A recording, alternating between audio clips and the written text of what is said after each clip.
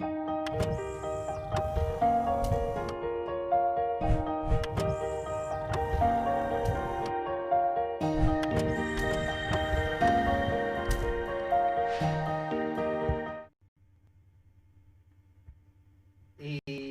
con ustedes estamos viendo este tema de caja negra y sanación interior. Eh,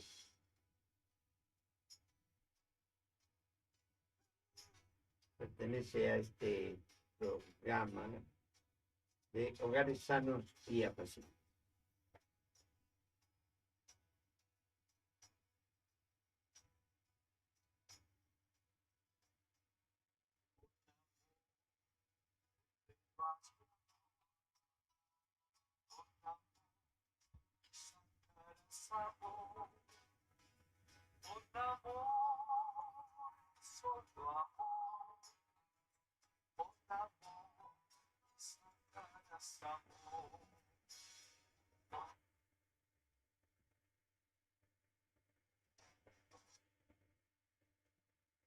Y entonces vamos a ver en este primer capítulo, digamos así, de caja negra, ¿qué será esto de caja negra? Parece que lo andan buscando ahí. ¿A qué le suena esto de caja negra? Podemos preguntar a Eli, que la tenemos acá en off, pero que está. ¿eh? ¿A qué te suena esto de caja, cuando hablamos de caja negra? ¿Qué te parece que es?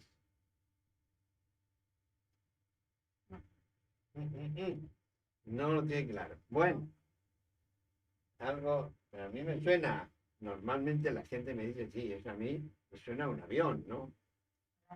Porque recauda datos, digamos, la computadora del avión, Ah, bueno, eso, a eso. por eso. Entonces sí, ahí vamos. ¿Qué es la caja negra? ¿Eh? Dice que los Pero no está saliendo ahí. No está saliendo. No, te dije que no. ¿Qué es la caja negra? Entonces, todos tienen noticia de esto, ¿no? De que es una computadora que funciona durante el vuelo del avión, grabando conversaciones, maniobras de la tripulación, ¿eh? Y quedando siempre grabada la última media hora. Supongo que ahora ya están los chips, podrá ser más tiempo el que quede grabado, pero con la media hora que se consideraba, desde que existe esto de la caja negra, parecía suficiente. Bien, claro que no vamos a distraer el tiempo de ustedes, que están con muchas ocupaciones sin duda en su casa, para hablar de aeronáutica, que además no es lo nuestro.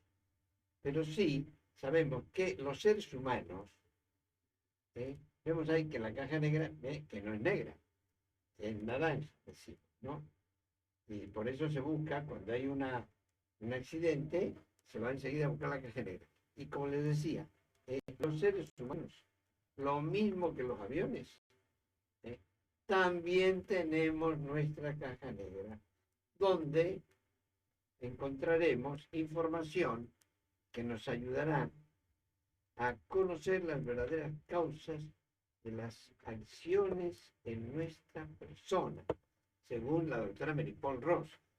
Es una médica religiosa de la congregación de las MIC y doctorada en sexología. Y de ella aprendí esto yo de caja negra en un taller que nos dio hermoso sobre afectividad en Buenos Aires en el año 97 y me pareció tan interesante que me lo tomé para mí. Y después lo he ido implementando.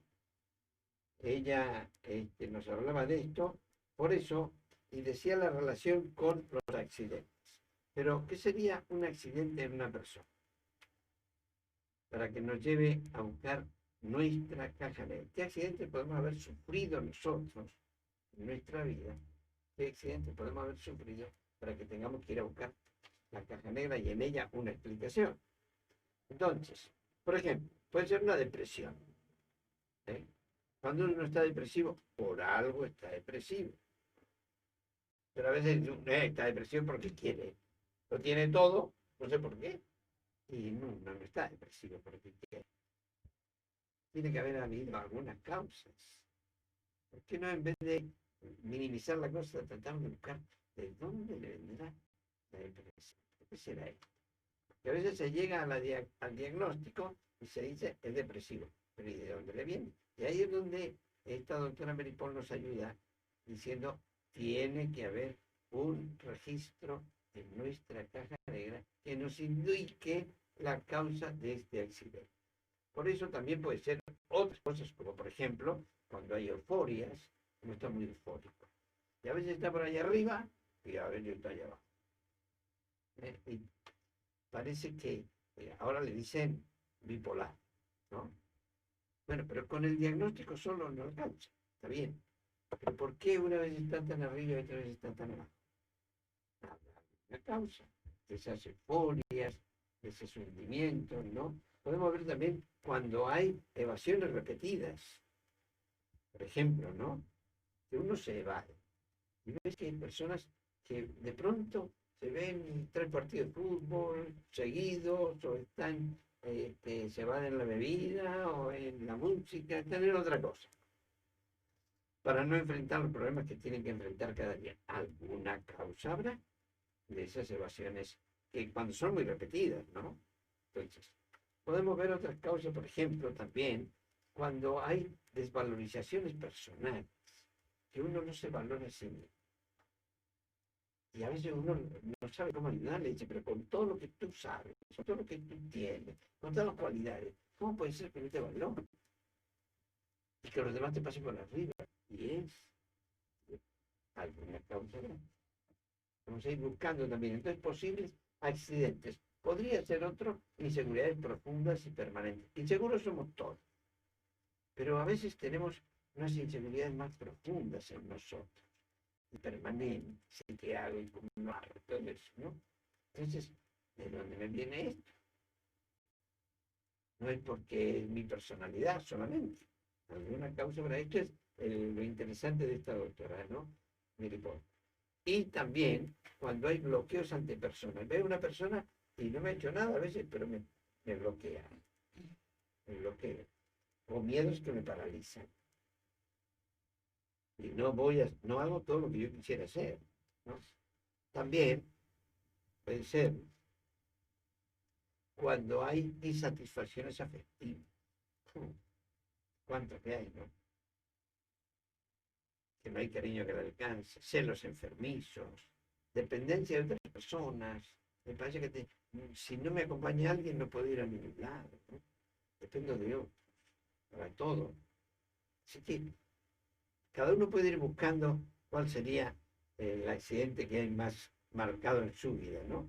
Y ahí les pongo que una persona veía una rana y se paralizaba. Esto me ocurrió en Reconquista, al norte de Santa Fe, dando esta charla a un grupo de jóvenes de secundario, del último año, y en el intermedio voy a la sala de profesores, hablo con los profesores, les cuento un poco lo que estaba haciendo de caja negra, y una profesora espontáneamente enseguida dijo, yo veo una rana y salgo corriendo, y no me explique nada de las ranas, que ya sé que son inofensivas, pero es más fuerte que yo. Entonces, y todavía decía, no sé por qué, porque mi mamá, cuando tenía un dolor de muelas o algo así, siempre trataba de buscar una rana y ponérsela. O sea, ¿cómo puede ser que mi mamá tenía tanto afecto por las ranas y yo veo una rana y me paralizo? Y otra me decía, y yo veo un gato y salgo corriendo, esta era de Buenos Aires. Digo, ahora cada papelón, y sí, porque a veces, a lo mejor estamos con mi marido en un restaurante, yo veo un gato y me voy. Y él, como ya sabe mi locura, pues, sigue comiendo, tranquilo. Pero a mí me entra tal desesperación que la primera puerta que tengo, que encuentro abierta, me meto sin saber dónde es. O si tengo la llave en el auto, me entro en el auto y me cierro. ¿Cómo puede ser que porque me pasaron un gato por el restaurante tenga una reacción tan desproporcionada? Entonces, tiene que haber alguna causa, ¿no? Así que hay personas que se cierran automáticamente ante un determinado tema del que no quieren oír hablar. Esto no me da. y no quieren leerle, ¿no? Y otros lloran inevitablemente o quedan inmovilizados ante determinados recuerdos, cada vez que se acuerdan de algo.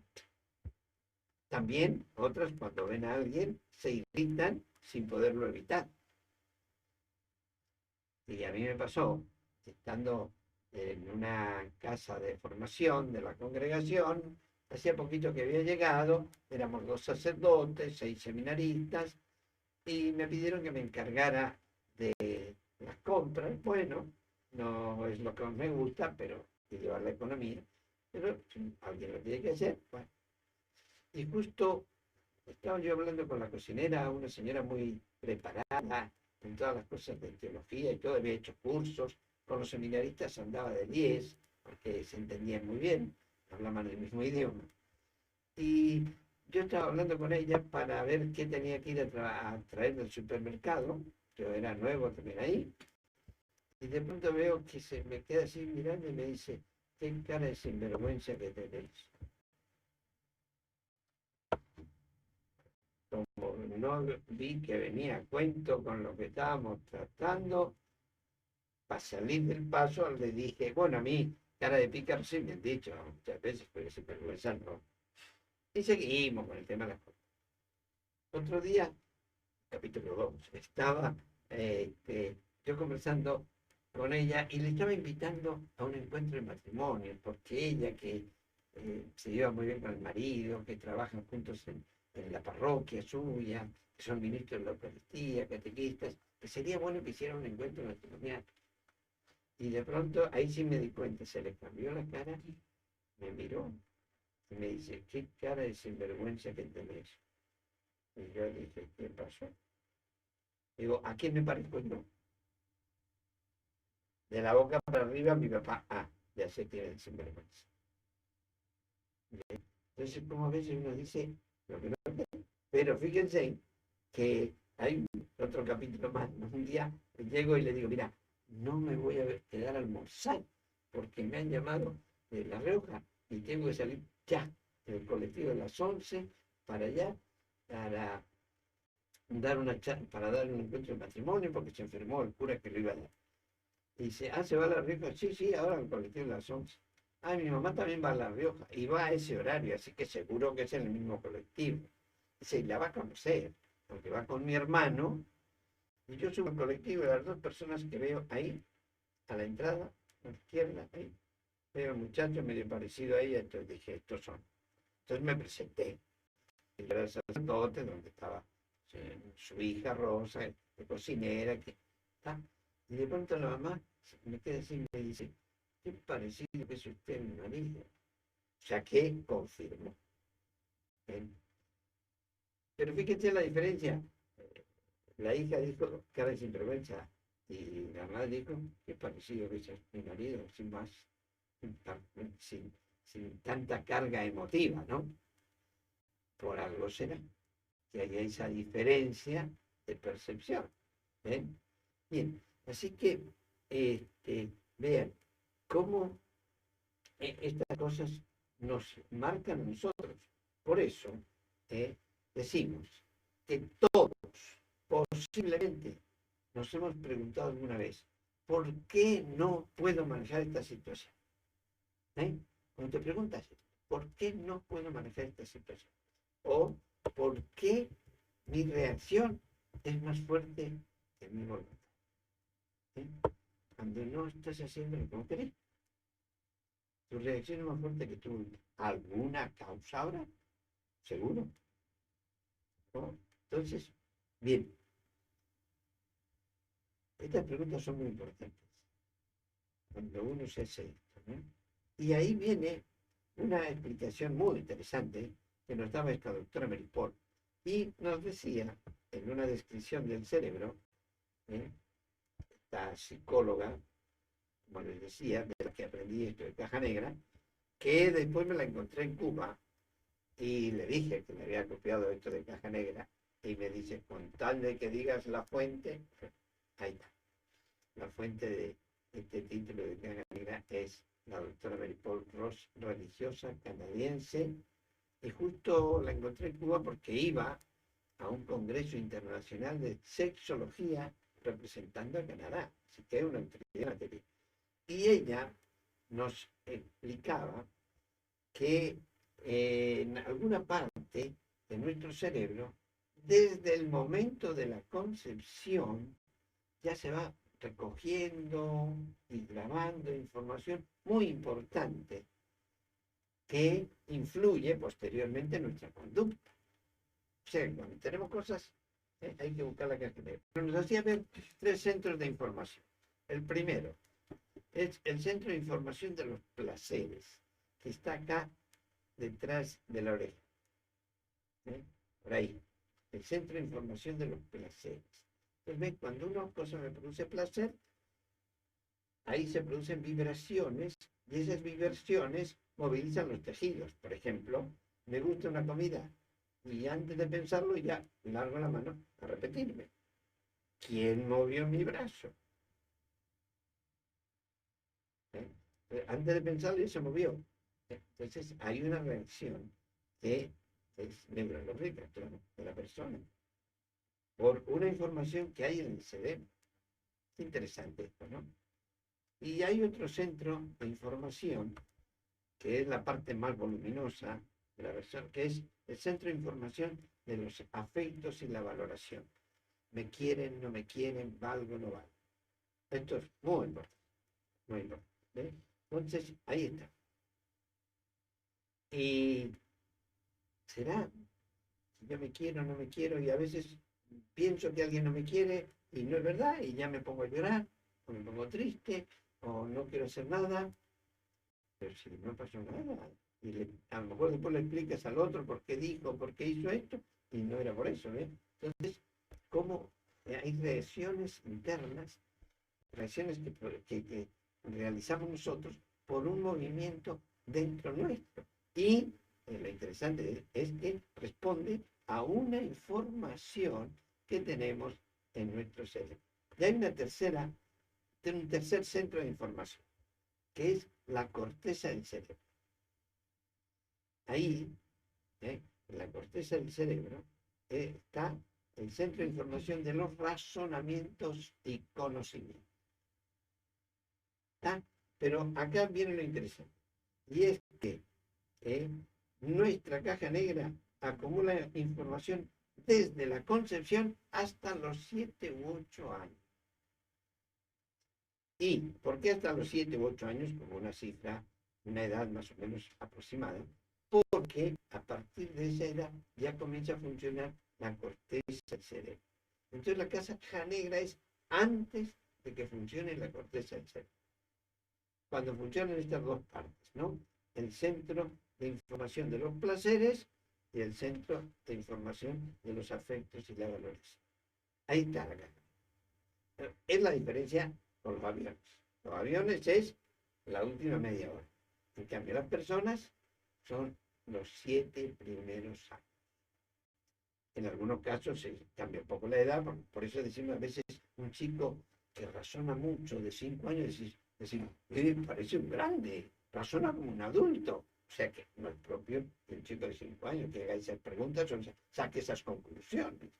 En cambio, a veces estos chicos decimos de 9 años, 10 años, y sos grande, ya tendría que darte cuenta de que eso no va. Entonces, está puesta la edad más o menos en ese término, ¿no? Alrededor de los 7 años. Bien, entonces, ¿qué pasa? Que cuando nos encontramos ante una reacción desmedida que no podemos evitar ni controlar, será bueno investigar nuestra vida antes de los 7 años. ¡Upa! ¿Y eso cómo va? Y vamos a ver, para eso estamos acá. O sea, cuando tenés reacciones que no podés manejar ni controlar, ¿qué pasó? ¿De dónde me viene? ¿Qué pasó antes de mi uso de razón? Entonces, por eso vamos a decir que desde la concepción hasta los 7 años tenemos una gran sensibilidad. como decíamos, y guardamos información por vía de los afectos y la valoración. Bien, por eso decimos, no es lo mismo si fuimos concebidos por amor, si fuimos buscados, deseados, o si vinimos a este mundo causando inconvenientes a nuestros padres, recibiendo rechazo, falta de valoración. No es lo mismo. Lo importante es que vinimos. ¿Está? Lo digo más fuerte. Lo importante es que vinimos, que tenemos la vida. Aunque hayamos venido con alguna feita que va a ser. Pero nosotros los creyentes sabemos que tenemos un técnico extraordinario que puede sanar todas esas fallas de fábrica con las que hemos venido a este mundo, que es Jesús. Pero bueno, iremos paso por paso. Así que es importante descubrir esto. Que algunas de las cosas que yo no puedo manejar, tendré que buscar ahí. ¿Qué pasó? Y tenemos el caso de una religiosa, que esto lo comentaba la misma Mary Paul Ross. Esta religiosa ya había consultado con varios profesionales y no le encontraban la causa de sus inseguridades. Ella quería seguir siendo religiosa y estar en la congregación, y tenía unas inseguridades muy profundas. Entonces, le dio al doctor Mary Paul Ross una lámina blanca con lápices de colores, para que con la mano izquierda, que según ella es la mano de los afeitos, escribiera, dibujara, hiciera lo que quisiera. La doctora, la hermana, Rita, hizo su trabajo. Cuando vino la doctora para examinarlo, le dice, ¿sabes una cosa? No veo a tu papá en este trabajo que has hecho. ¿Cómo es la relación con tu papá? No, mi papá ya es fallecido, pero yo tengo muy buenos recuerdos de mi papá. Me acuerdo de él a la cabecera de la mesa, animando la conversación, que era un hombre muy simpático. También me acuerdo de él cuando íbamos juntos a la misa los domingos, con una familia numerosa. Tengo lindos recuerdos de mi papá. Y la doctora le dice, no, ¿sabes? Yo veo un hombre acá, pero no veo a tu papá. ¿Y tu mamá? Mi mamá también es fallecida. ¿Y tienes algún pariente? ¿Alguien que sepa de cuando vos naciste? Sí, dice, me quedo una tía. ¿Por qué no vas a hablar con tu tía? Dile que te cuente lo que ella sé, de cuando vos naciste. Y se fue a hablar con la tía. Y la tía le dice, mira, yo de esto nunca pensaba hablar. Pero si es para tu terapia, cuando vos estabas por nacer, tus papás pasaron dificultades muy serias en su matrimonio, estuvieron a punto de separarse. Después la cosa se arregló, no hubo más problemas. Y el que en aquella época visitaba mucho tu casa era tu tío Andrés, que fue la causa del problema, porque según parece, él es tu papá biológico. Entonces, ¿dónde estaba la causa de su inseguridad? El que llamaba papá era tío. El que llamaba tío era papá. Ella no lo sabía. Sin embargo, influía profundamente en su conducta. Y hasta en su seguridad, en su vocación religiosa. O sea que, cómo hay cosas que están grabadas adentro de uno.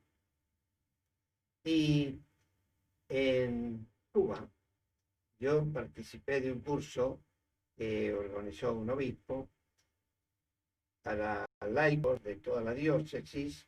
A mí me pidió que tratara el tema de la persona, éramos varios profesores, y bueno, yo di esto de caja negra también, entre otros temas, y me acuerdo que sí tuvo su impacto, pero al final de los 3 años que duró ese curso, una de las alumnas, que era muy calladita, pero no faltaba nunca, se me acercó y me metió una cartita de bolsillo. Yo después me miré y se la va a leer Eli. acá en off, o sea,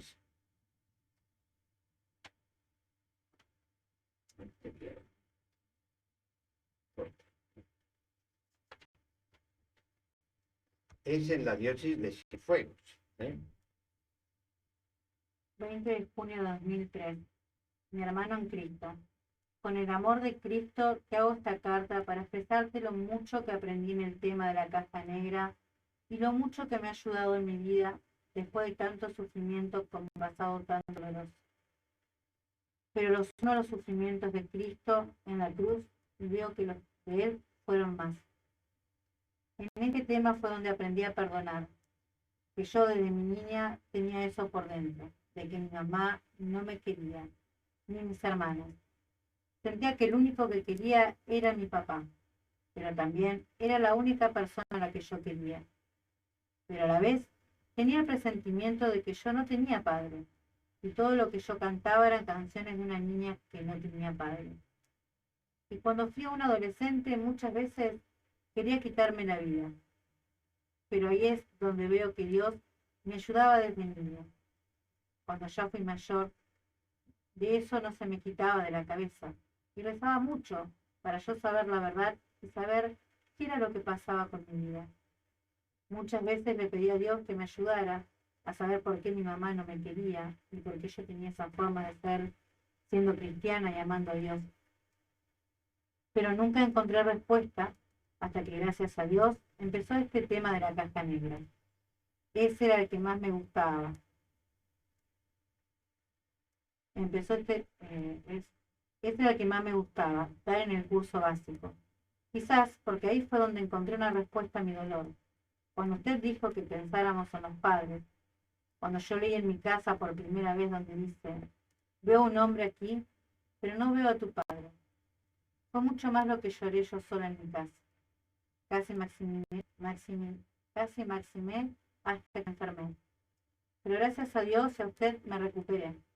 Y cuando fui al retiro espiritual y cuando conté lo que me sucedía, usted me dijo que mi mamá no me había aceptado. Lloré mucho porque todavía yo no aceptaba la realidad, que bien delante de mí ella no me lo había querido decir.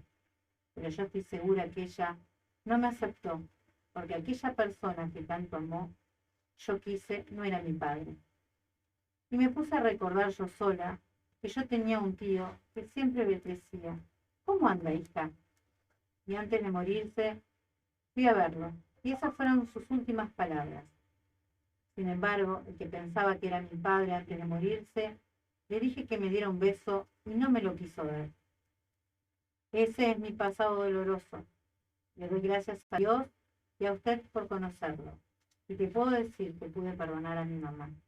Hoy en día la quiero y ella se lleva mejor conmigo. Por eso tú eres para mí un verdadero padre. Un beso, Rosa. Miren qué interesante, que esta mujer de unos 40 años, por ahí le calculo que tendría, sin mayor tratamiento, descubre algo tan profundo y se sana de algo que le venía preocupando porque tenía ideas suicidas desde la adolescencia, ¿no? Y ahí entonces, ¿cómo descubre esto? Identificándose con lo que el testimonio que yo les había dado dentro de la religiosa canadiense, ¿no?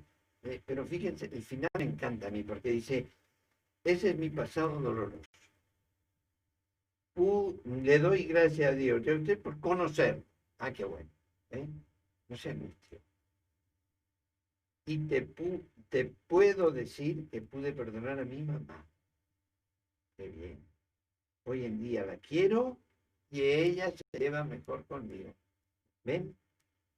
¿Cómo esto cambia la vida de las personas? El haber descubierto esto, cómo le ayudó tanto. Espero que también esto sirva para ustedes, ¿no? Claro que cuando entramos en este tema, yo me imagino que algunos de ustedes dirán, ¿a dónde vamos? ¿Y cómo vamos a lograr? ¿Y qué va a pasar? Y entonces, antes de seguir, yo quisiera hacerle algunas advertencias también. Y hemos puesto ahí cómo también Hitler tenía su caja negra. Justo yo estaba dando con un taller de esto de caja negra, un grupo de matrimonios en Concepción de Tucumán, y el obispo, que me había pedido el obispo, que los acompañaba a los matrimonios, y él era alemán, y tenía la figura de Hitler, de ahí le salía cada rato, porque a él con 16 años le obligaron a ir al ejército, a luchar a favor de Hitler, que no estaba en su ideología, ni mucho menos, ¿no? Entonces, cayó prisionero en Francia, en París, y después el nuncio de París hizo sus gestiones y sacó a algunos seminaristas que estaban presos para que pudieran continuar sus estudios. Así le pasó a Bernardo Witte, que es el que me dio este testimonio. Y bueno, entonces el tema de Hitler le salía por los poros a cada rato, ¿no? Y cuando estábamos dando esto de caja negra, y yo después iba con él caminando hacia el obispado, le digo, ¿qué te parece esto de la caja negra? Y me dice así muy serio como hablaba él, lo que muchos no saben es que Adolfo Hitler fue engendrado en la violación de un joven judío a una muchacha alemana, quien estando todavía embarazada, se casó con un tal Hitler, que le dio el apellido, lo reconocí como hijo. ¿Cuántas cosas no habrá tenido este muchacho adentro ya desde el vientre de su madre?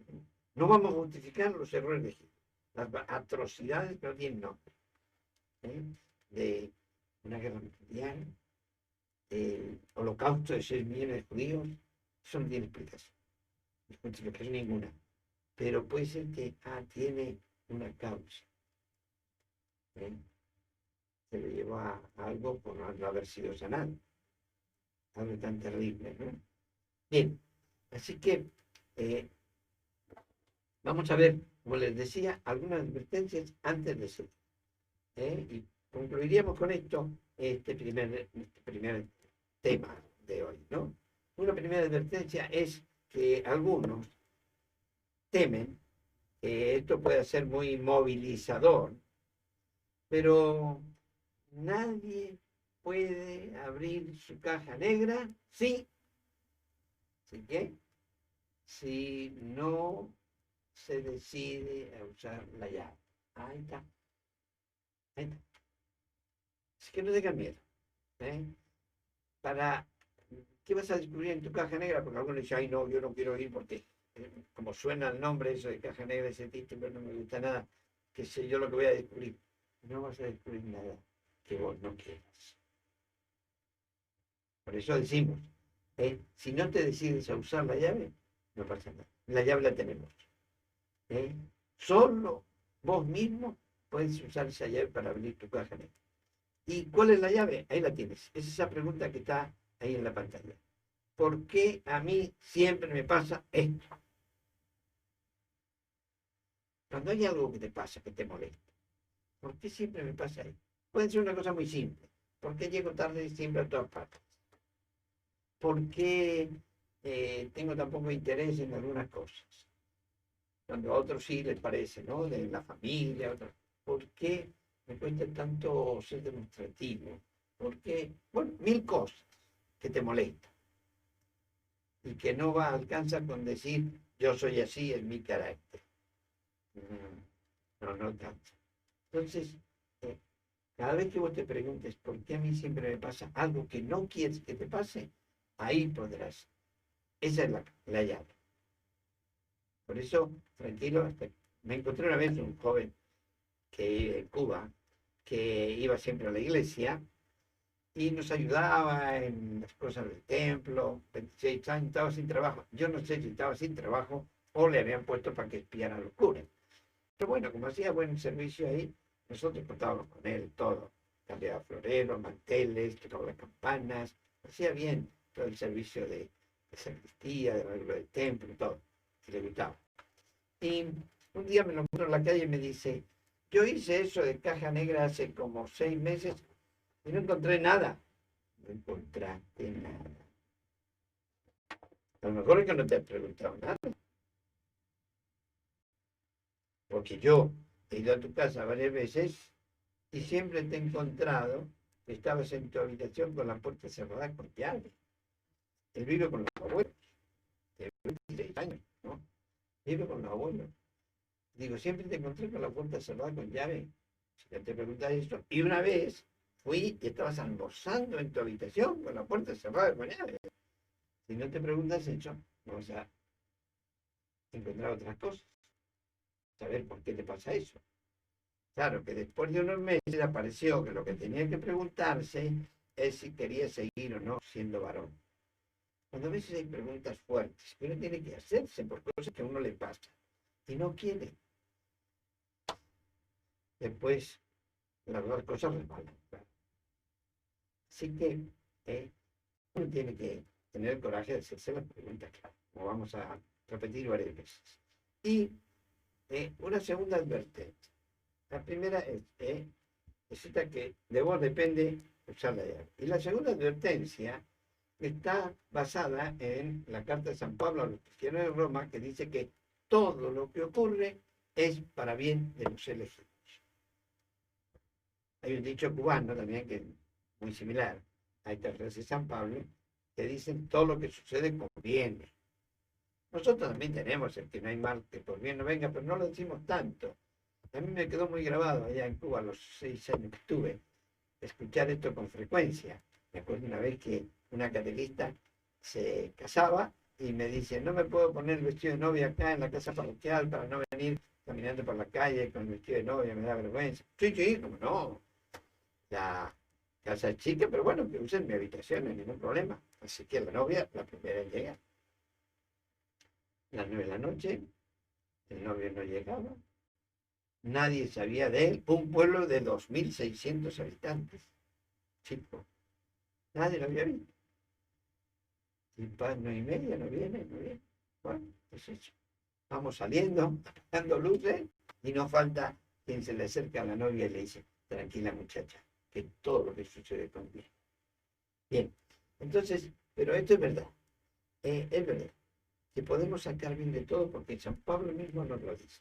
Y tenemos también ahí en pantalla a Santo Tomás Moro, que tiene una frase que es espectacular para ayudarnos en este sentido, ¿no? De no tener miedo a lo que podamos descubrir en nosotros. Y él, que había sido canciller del rey Enrique VIII de Inglaterra, primero, después del rey, pero cayó en desgracia el rey porque se opuso al divorcio del rey, al nuevo matrimonio con Ana Bolena, se opuso sobre todo después a que el rey se erigiera en la autoridad de la iglesia en Inglaterra y se separaron del Papa. Entonces Tomás Moro no quiso esa separación y fue excluido, y fue perseguido y fue condenado a muerte. Y el día antes de que lo mataran, él ya conocía su sentencia, le escribe a una de sus hijas, él era abogado, y le escribe a una de sus hijas que es una carta en la que hay esta frase que tienen ahí en pantalla: nada puede pasarme que Dios no quiere. Y todo lo que Él quiere, por muy malo que nos parezca, es en realidad lo mejor. Un santo. Sin duda, ¿no? Y bueno, siempre fue patrono de los abogados, pero Juan Pablo II lo puso también patrono de los políticos. Me parece que ahora tendríamos que tenerlo en todas las iglesias, ¿no? Para que haya políticos así coherentes como él. Claro que es la política de nuestra vida. Fue tan sencillo, ¿no? Bien, así que tenemos estas dos advertencias. La primera, que no vas a poder entrar en tu caja negra si no querés. Hasta que no quieres, no pasa nada. Y la segunda es que lo que vayas descubriendo va a ser para tu bien. Y la tercera va a ser para algunos, no para todos. Les voy a pedir un imposible, si hemos llegado hasta acá. La tercera advertencia sería que desde que escuchen este tema hasta que entren en el siguiente tema, sobre todo los que son papás, abuelos, esta tercera advertencia: prohibido pensar en los sí. Llegué tarde, ¿no? Bueno, aunque haya llegado tarde, vamos a hacer un esfuerzo. Vean que es para bien. Los chicos se van. Enfréntate con vos mismo. Porque si no vas a pensar, ay, Entonces mi hijo, ay, mi nieto, ay, con la nuera que tiene, con la nuera que tengo, la mamá que le tocó, con el papá que le tocó, y ya nos ponemos a pensar en los otros y no pensamos en nosotros. ¿Cómo vamos a ayudar a sanar a los hijos? Que sí, lo vamos a tocar al final, pero ¿cómo vamos a ayudar a sanar a los hijos si primero no nos sanamos nosotros? Así que esta tercera advertencia, aunque parezca imposible, yo les digo que hagan un esfuercito. Cada vez que le venga el pensamiento, entonces mi hijo, no, o mi nieto, no, voy a pensar en mí. ¿Qué me pasó a mí? ¿Qué pasó en mí? Bien, y con esto entonces queremos concluir este primer tema, ¿eh? Y invitarles a que hagan ese esfuerzo. Concéntrense un poquito, relájense. Sitúense en un lugar que les guste, donde se sientan cómodos. Respiren profundo, bien relajados.